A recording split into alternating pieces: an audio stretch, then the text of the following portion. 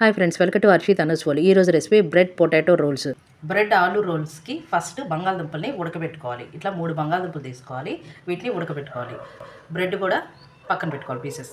ఇప్పుడు కుక్కర్లో ఆలు వేసుకొని వాటర్ పోసుకొని ఉడకబెట్టుకుందాం.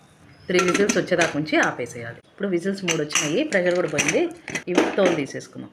ఇప్పుడు బ్రెడ్ తీసుకొని మనం ఈ సైడ్న ఇవన్నీ కట్ చేసేసుకున్నాం. ఇవన్నీ పక్కన పెట్టేసుకున్నాం. ఇప్పుడు బ్రెడ్ పీసెస్ అన్నీ ఇలా చేసేసాం కదా, వీటన్నిటిని ఒక బౌల్లో వేసుకున్నాం. ఈ బౌల్లో మొత్తం చిన్న చిన్న ముక్కలుగా చేసేసుకున్నాం. ఇట్లా మొత్తం చిన్న చిన్న ముక్కలుగా చేసేసుకొని ఇట్లా నలిపేసేసి పెట్టేసుకున్నాం. ఇప్పుడు మనం బ్రెడ్ స్లైసెస్ కట్ చేసాం కదా, ఇవన్నీ కూడా మనం పౌడర్ చేసుకొని పెట్టుకున్నాం. ఇప్పుడు ఇట్లా మెత్తగా పౌడర్ చేసి పెట్టుకున్నాం కదా, ఇది ఒక ప్లేట్లో వేసేసుకున్నాం. ఇది పక్కన పెట్టేసుకున్నాం. ఇప్పుడు బంగాళదుంపలు ఉడికిన దానికి తొక్కు తీసేసుకొని వీటిని తురుముకుందాం. ఇప్పుడు బంగాళదుంప మొత్తం ఇట్లా తురిమేసి పక్కన పెట్టేసుకుందాం.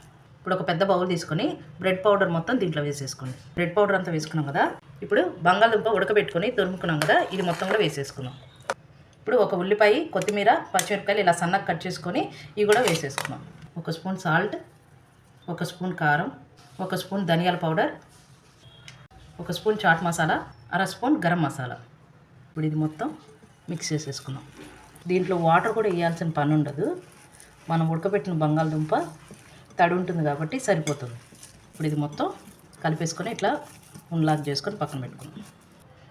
ఇప్పుడు ఇది చిన్న చిన్న ఉండలు చేసుకొని ఇట్లా రోల్లాగా చేసి మనం ఇందాక బ్రెడ్ పౌడర్ చేసి పెట్టాం కదా, దాంట్లో ఇట్లా లైట్గా మొత్తం అంటేలాగా చేసేసుకొని ఒక ప్లేట్లో పెట్టేసుకున్నాం.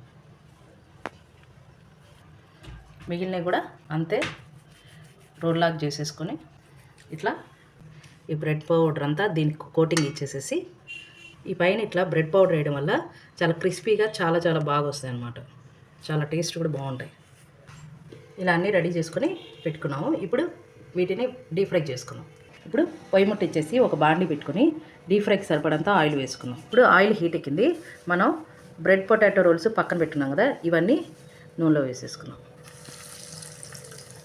చిన్నగా వేసుకోండి. ఇప్పుడు ఇవి అటు ఇటు ఇట్లా కలిదిప్పుకోండి. గోల్డెన్ కలర్లో వచ్చేదాకా ఉంచేసేసి తీసేసుకున్నాం. ఇప్పుడు గోల్డెన్ కలర్లో వచ్చేసినాయి, ఇంకా ఇవన్నీ తీసేసుకున్నాం. Bread potato rolls ready. Taste చూద్దాం. చాలా చాలా బాగా వచ్చినాయి, చాలా క్రిస్పీగా చాలా బాగున్నాయి.